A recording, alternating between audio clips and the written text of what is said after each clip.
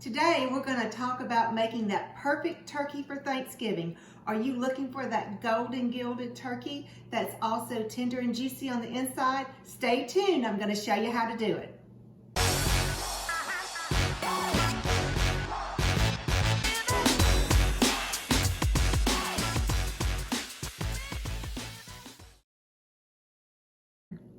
In order to get a nice juicy turkey that's seasoned on the inside, you need to brine it.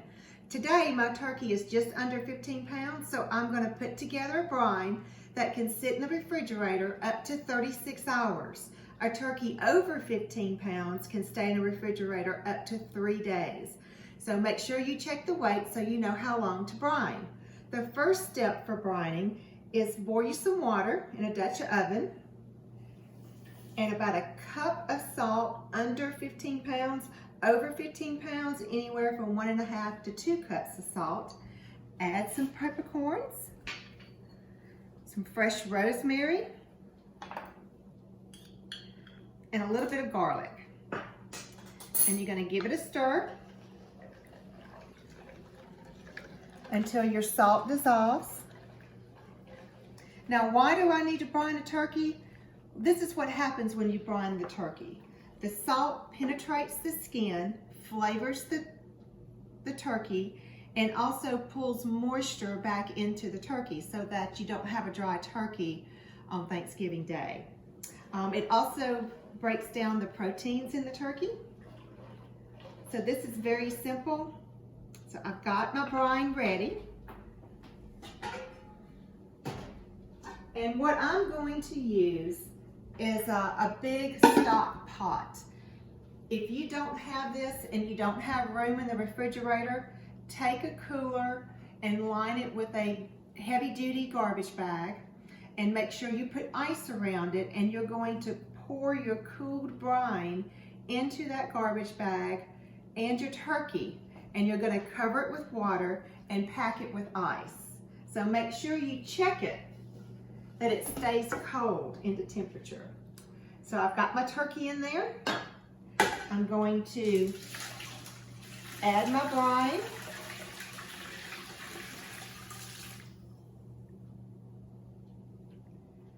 And then I want to make sure it's covered. So I'm going to go ahead and make sure the water covers the turkey. I'm going to cover it with saran wrap. This one's going in my refrigerator for 24 hours, and then I'll pull it back out and I'll show you the next step tomorrow. Okay, now we're back. We're on day 2. Our turkey has sat in the brine for 24 hours. I have washed the turkey off and I've patted it dry with a paper towel. So now, here in the South, I do cornbread dressing, so I don't stuff my turkey, but I do want to put in the cavity of the turkey some seasoning to keep the flavors going. So I'm going to throw in some pepper, lots of salt. You can put garlic. I'm going to put some cut celery in here, apple, and onion.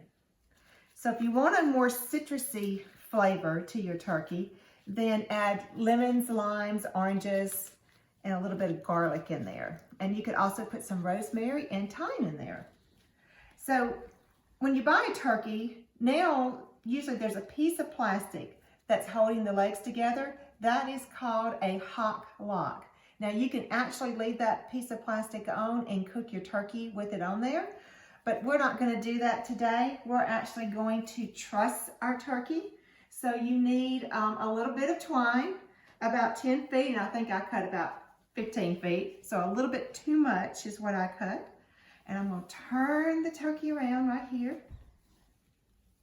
And right under the neck is a little bitty piece that you're going to get that in there. And you're going to do a surgeon's knot. Now, a surgeon's knot is double around twice.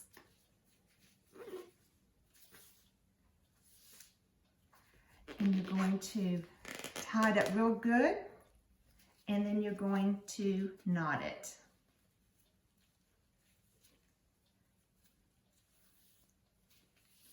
And this is going to hold it. Okay, so once you have that, I'm going to turn this around so that you can see a little bit better.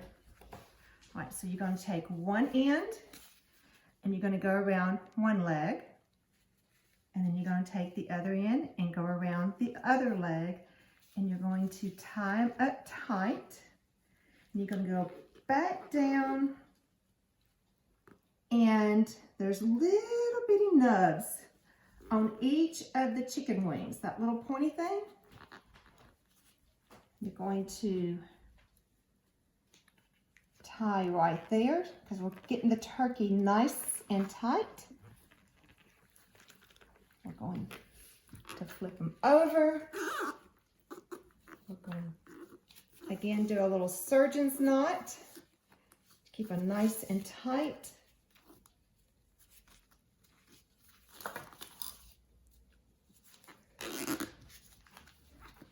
And that's going to keep the wings tucked in nicely so they don't kind of flip out on you.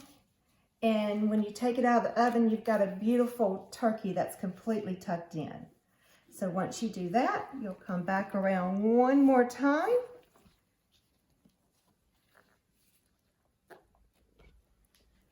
And we're just going to tie it up right here. And also when you have it all tucked in like this, it's going to cook evenly. Remember the double knot for the surgeon, so loop it twice. Make sure it's nice and tight.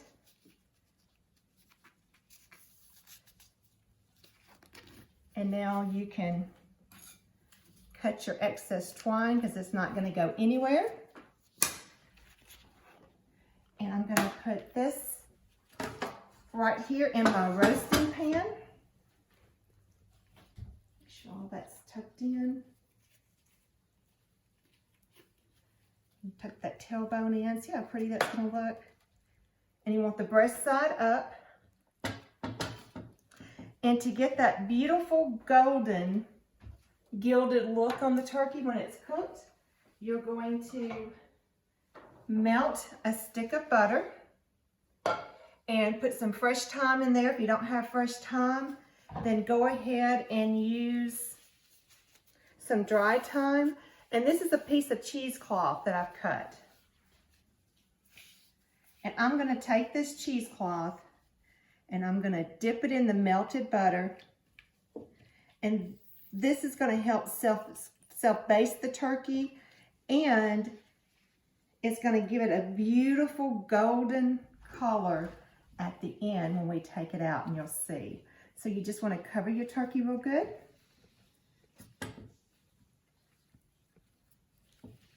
Make sure it's all on there, and you can take any extra butter and just put it on top. Now, you're going to cook this in a convection oven at 325 degrees and about 11 minutes per pound. And if you don't have a convection oven, put your temperature at 350 degrees. And again, it's about 11 minutes a pound. But you do want to use a meat thermometer, and you want to put it in the thickest part of the thigh, which is right in here. And the internal temperature needs to read 170 degrees. So my turkey here is going to take about 2.5 to 2 hours and 45 minutes. And I'll show you when it's done. So our turkey is ready. We've taken it out of the oven. I've cut the twine around and peeled off the cheesecloth. And look how beautiful and golden this turkey is. It's going to make a great presentation for your Thanksgiving dinner. The recipe is below, along with the directions on how to roast your turkey. Please leave comments and I'll be happy to answer any questions. All of us here at the Howell Group wish each and every one of you a happy Thanksgiving.